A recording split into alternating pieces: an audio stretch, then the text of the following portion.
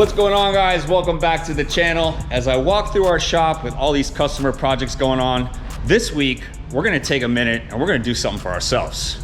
A few episodes back, I introduced our brand new shop truck, the 1991 SS 454.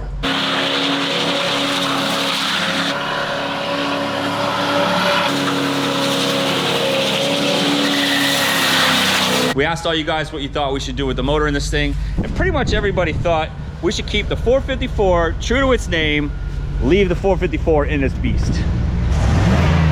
But we can't exactly leave it stock. So thanks to this week's sponsor, JEGS Performance, we got ourselves a whole bunch of Go Fast parts. Yep. Andrew, what do we got here on the JEGS table? Oh, big stack of parts, Michael. You see it. Aluminum Edelbrock Performer cylinder heads, matching intake manifold. We've also got a nice big camshaft and all the upgraded valve train parts to go along with it. Lifters, push rods, valve springs. It's basically a big kit that you can order from JEGS website. They call it a power package kit. I think it's going to produce 500 crank horsepower is what they estimate. 550. Oh, 550. I stand corrected. We've also got some other parts for it. As you can see on the table, we've got a set of exhaust manifolds, larger diameter primaries, so we can help this thing breathe out all the power that we're going to be putting into it. All right, so before we start installing this stuff onto the truck, we're gonna take the truck over to the dyno. We're gonna get some base numbers so we can see exactly what kind of numbers all this performance stuff adds to the truck.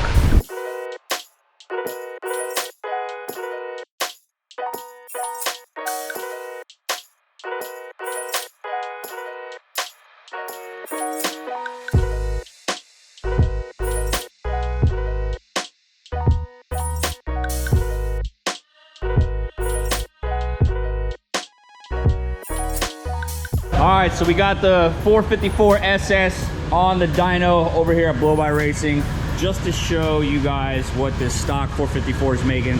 I think it's got 92,000 miles on it. 93,386. Look at that, man. I already put 2,000 miles on this truck since I got it, just doing burnouts. So we're gonna do a couple pulls on this thing. Nothing crazy. We're just gonna kind of see where the numbers are at. Hopefully we don't break it.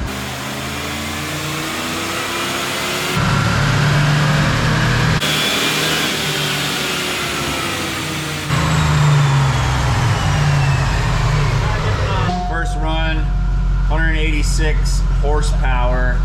Torque reading, you lost signal. Oh, yeah, okay. 186 horsepower, watch out. Come on.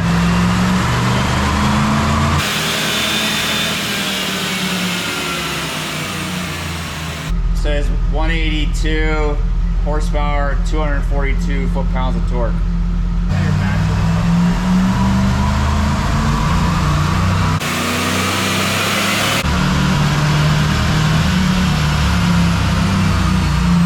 All right, so 3 runs. First one was 186, second was 182, third was 180, so I don't know. It's just as it's getting warmer. Yeah, but the torque was going up. It's a hot, humid day in South Florida, remember? Yeah.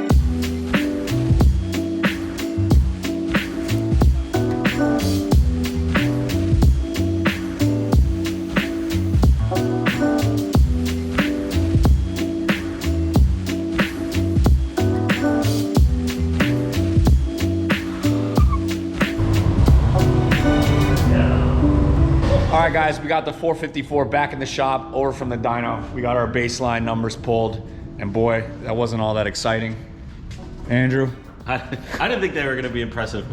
I know these things don't make a lot of power. They do make a ton of torque, but that power number was less than impressive. Yeah, I believe it was east of 200 horsepower. But either way, we got some things that are going to change that. So JEGS offers basically everything you can bolt on to the 454 engine. So it's a set of aluminum cylinder heads, bigger camshaft, and then all the associated stuff that you're going to need with that. You're going to need a higher flow intake, new head bolts, fasteners for everything, gaskets. So one click is all you need for this kit on JEGS website. They actually have them for all the popular makes and models of engines. Makes it a lot easier when you're trying to put together parts. All right, so the first step is to pull apart the front clip. So what, Andrew, we need to get to? Everything inside the engine. So moving out the front clip is gonna give us plenty of room to access all the parts. So let the disassembly begin.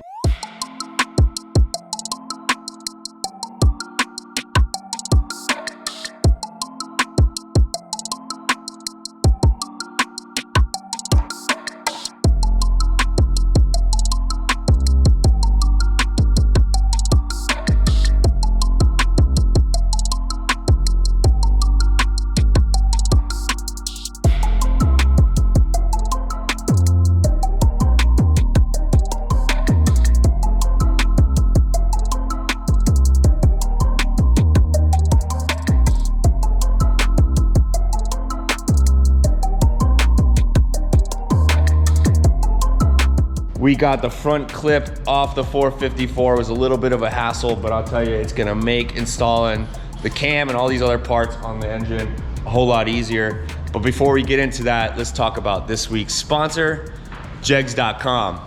Not only are they this week's sponsor, but they're also a company that we use on a daily basis around the shop. And it's not only because their extensive catalog, but the people that work over at JEGS, they're not just employees, they're actually racers, builders, car enthusiasts that actually know what they're talking about. So when you call over there, they're not just spitting out part numbers at you guys. They take the time to listen and understand what you need. Not only do they have a huge catalog of all the performance parts like these, but they also have all this stuff you're gonna need to get the job done. Like these wheel dollies you guys have seen us use in pretty much every episode that we've ever put out.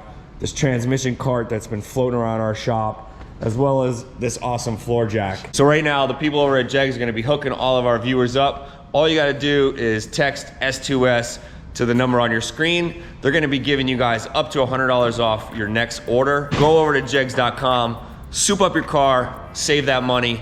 Now let's get back to work on the 454, let's go.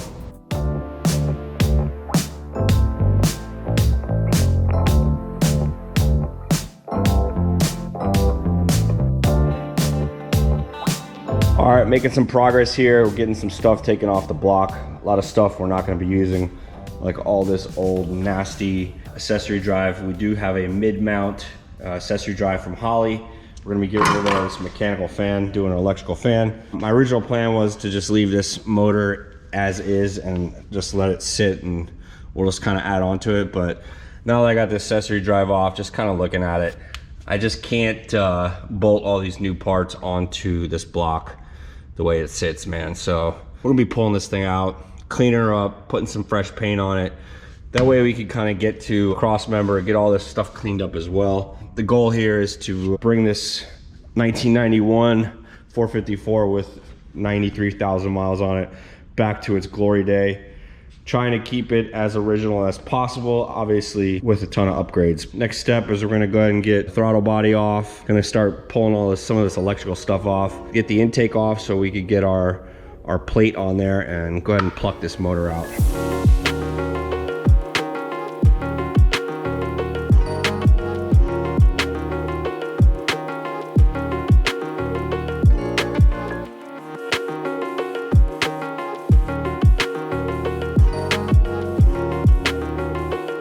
All right, we got this big boat motor and transmission out of this puppy. Now we're gonna go ahead and take this thing outside, give her a nice washing, get this thing prepped up and get some fresh paint on it. Before we do that, we're gonna take off some of these items like our exhaust manifolds, oil lines, get this thing prepped up, squirt some paint on it, get it ready for our new parts.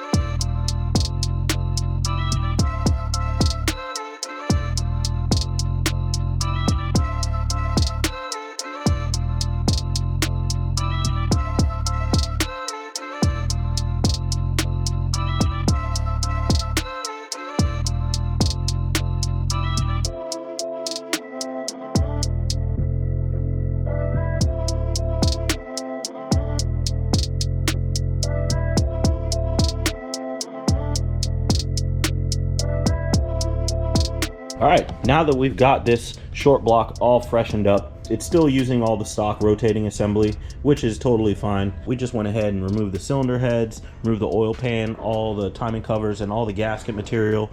Double check that our cylinder bores are still looking real good. This is a low mileage engine. Actually, the truck only has, I think, 90,000 miles or so. I consider that pretty low, especially from a car from the early 90s. So everything really looks good. We pulled off the main cap, one of the main caps, and everything looked pretty solid.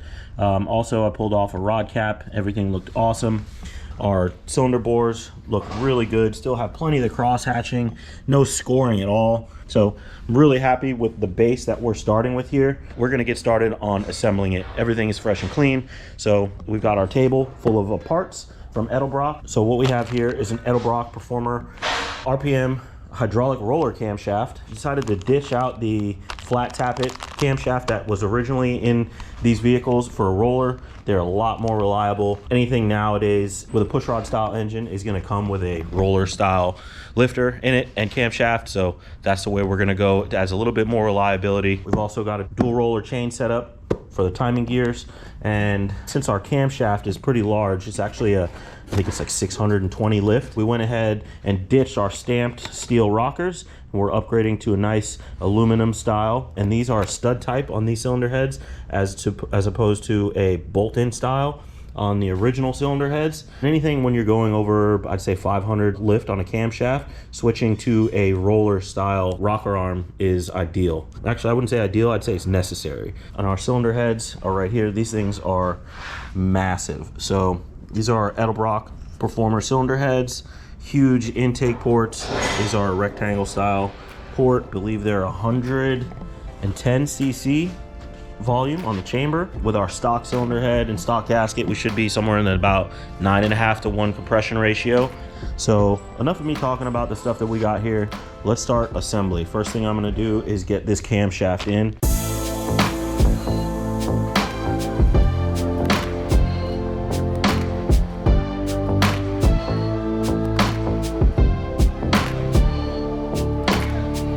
All right, now we've got our camshaft installed, timed up with our crankshaft. Next thing we're gonna do is slap on our timing cover. So we're set our timing cover first, and then we'll flip it over, and then we'll start assembling the oil pan. And after that's complete, then we can flip it back over and start assembling the top end. That includes the cylinder heads, rocker arms, and the lifters.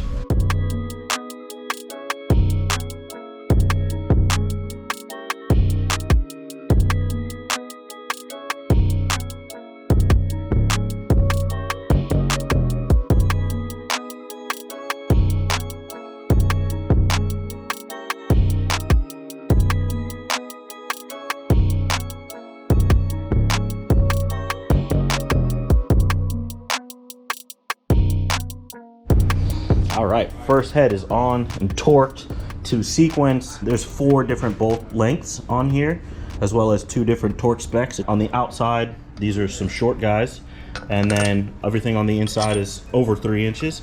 So we have 2 different torque specs for the bolts on the outside versus all the ones that are up top on the deck here. These were at 65 foot-pounds. These are at 75. Obviously in the same torque sequence as you do any other cylinder head, manifold, pan, anything. Start from the center and alternate outwards.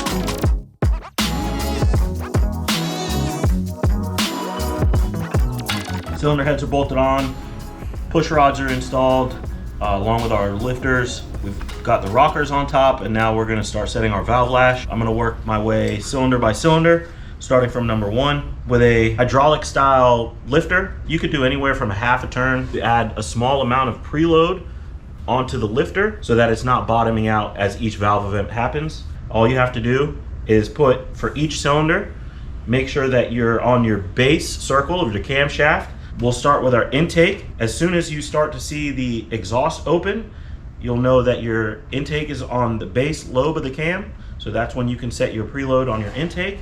And then for your exhaust on that same cylinder, when you start to see the intake open is when you know that your exhaust is going to be on your base circle of the camshaft, and you could set your preload for that valve. So we're going to do that same process for all 8 holes, each 16 of the rockers. After that's done, we will be ready to drop the intake manifold on it.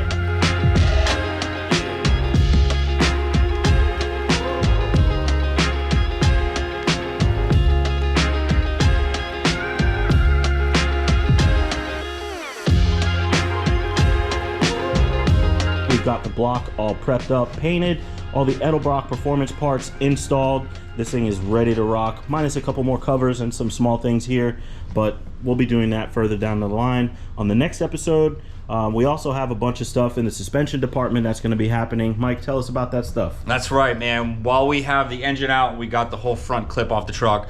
We're going to be ripping off all the old stock suspension. We have a full QA1 coilover conversion. Super excited about it. So this thing's gonna be, it's gonna have that right stance and it's gonna be able to handle down the road. We also have a whole bunch of other parts here in the showroom that we're gonna be putting onto this motor. So make sure you guys are tuned in so you don't miss out on any of this 454 content. We also have a lot of other shop projects coming up. So thanks for watching, thanks for subscribing. We'll see you guys on the next one.